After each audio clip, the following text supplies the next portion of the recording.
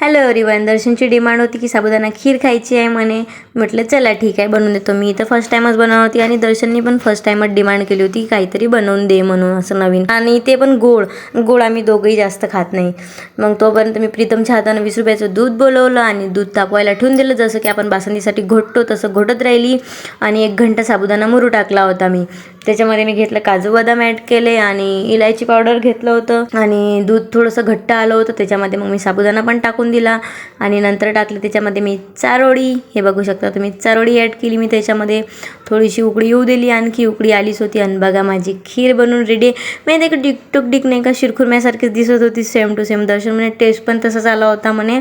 मी तर जास्त खाल्लंच नाही आणि रौनकनं पण खूप खाल्लं बाबा. रौनक तर लईच खाते. चला म्हटलं आज ब्लॉग तर काही काढला नाही जास्त, मी शूटच नव्हता केला. तर म्हटलं चला आज काँग्रेस क्लीन करून घ्या म्हटलं. आपल्या घरचे 2 ब्रश घेऊन घेतले आणि लागून गेली आपले कंगे सोप्पा करायला.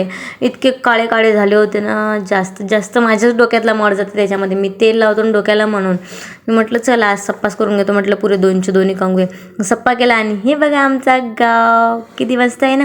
आणि इकडे बघा गणपतीचं पेंडॉल पण झालेलंच आहे आता.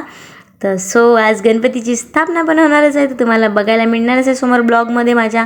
आणि मोसम पण बघा ना किती मस्त दिसत होतं. आभाळ पण मस्त दिसत होतं वरतून. असं वाटत होतं ना की त्याच्यामध्ये नाही का सूर्य लपून बसला आहे की काय. आणि संध्याकाळ झाली तर संध्याकाळी पण माहीत आहे का आभाळ असं दिसत होतं.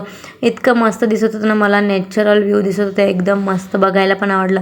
आणि मग काय झालं माझ्यासोबत बघा, बोटच कापलं. वांगी चिरायला बसली आणि रपकिन्या चाकू लागून गेला ना, रपकिन्या रक्त निघून गेलं बाहेर. बापरे बाप, इतकं सारं निघालं म्हटलं.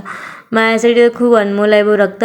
आणि माहीत आहे का आम्ही ITI मध्ये होतो ना, तेव्हा ITI मध्ये आम्हाला जे सर होते ना, काटोलकर सर, त्यांनी सांगितलं होतं की असं ब्लड वाया नाही घालायचं म्हणते, खूप अनमोल असते म्हणते ब्लड.